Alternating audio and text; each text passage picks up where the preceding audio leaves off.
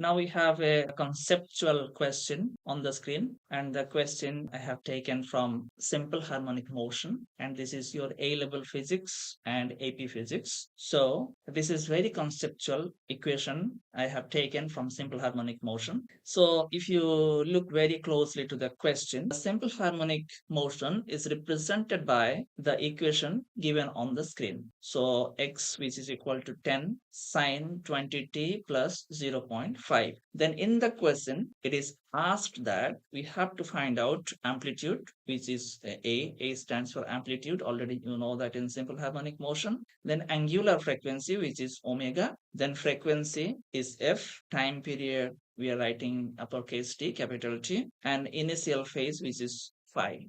Okay, so these are the terms we have to find out from the equation. If you remember, we have a standard and generalized equation for simple harmonic motion. So which is equal to displacement. This is also known as displacement equation. X is equal to A sine omega t plus or minus phi. So this phi stands for initial phase. This is plus or minus, right? So x, which is equal to A sine omega t plus or minus phi. If we compare with the general equation, with the standard equation, with the given equation, we can find out all the terms here. This is very conceptual question. Now let us compare now. And I have written all the terms according to the general equation, right? So here x stands for displacement and A stands for amplitude, omega stands for angular frequency, and phi stands for initial phase. So these are the very important terms while we're discussing about simple harmonic motion.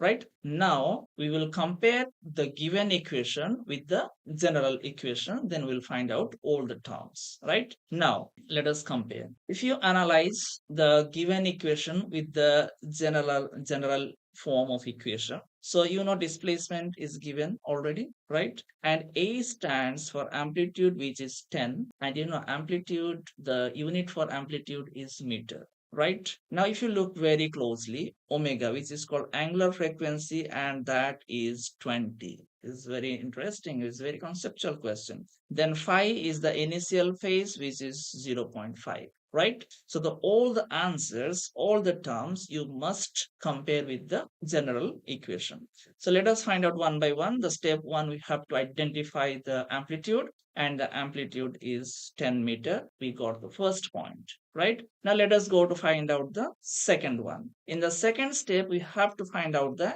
angular frequency, and already I told you that the angular frequency is 20 because omega, if you compare, you can see here omega is 20, right? So then we can start, right? And remember the angular frequency, for the angular frequency, the unit we are using radian per second, right? Okay, so we finished the second step. Now let us go to the third step. In the third step, we have to find out frequency, which is very important. Most of the students, not most of the students, sometimes students do mistake and they confused with the angular frequency and frequency, right? So when I talk about angular frequency, let me write a few things for you. So when we talk about angular frequency, so you know the time period, time taken to complete one oscillation. So which is equal to 2 pi upon t, time period. Right? Let me write very clearly for you. So time period, which is equal to 2 pi upon omega, right? So when you write omega, which is called angular frequency, which is 2 pi upon, right? So instead of that, I can write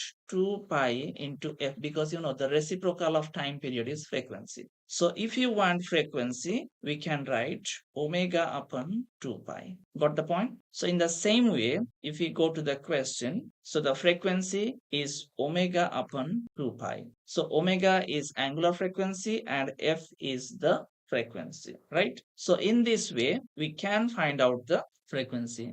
So if we put all the values here, then we can find out frequency, and after all the calculation, we got it is 3.18 hertz, right? Any question? If you have any question, please write in the comment box and I will answer to your question, right? So this is the relationship. Now let us go to the step 4 and we have to calculate the time period. So in order to calculate the time period, you have two choices. So either you can use this formula to find out the time period, or time period also we know that time period is the reciprocal of frequency. We have two options. Either we can use this option or this option, right? Now let us see. So if you find out time period, which is the reciprocal of frequency, we can find out in this way, and the value is 0.314 second. Or if you use the another method, time period is equal to 2 pi divided by omega, then we find out the value too,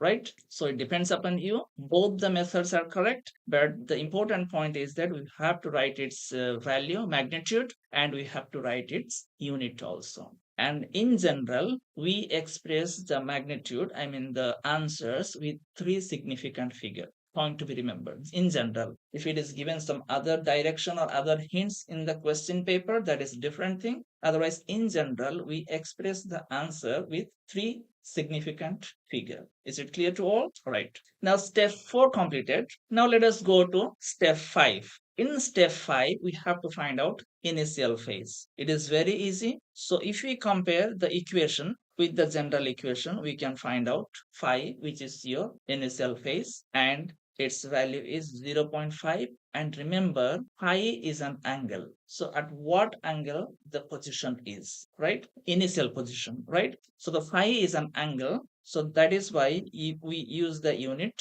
radian, right? So we can use degree in, we can convert radian to degree, but the standard unit, the SI unit, the standard international unit is radian. So that is why you are using radian for the unit for initial phase. I hope it is clear to all. Now finally, the complete board is on the screen. You can see the parameters, the symbol, the value, and the unit, right? So this is our equation, and for the equation, and we found all the answers, the symbols, the unit by comparing the general equation and using some tricks and techniques, right? So then if I want to show you the waveform of this equation, and the waveform is on the screen, you can see the initial phase, how it starts with initial phase, then how the particle oscillates and its different position and different time, and the amplitude is the maximum displacement from the mean position is known as amplitude. I have mentioned it very clearly.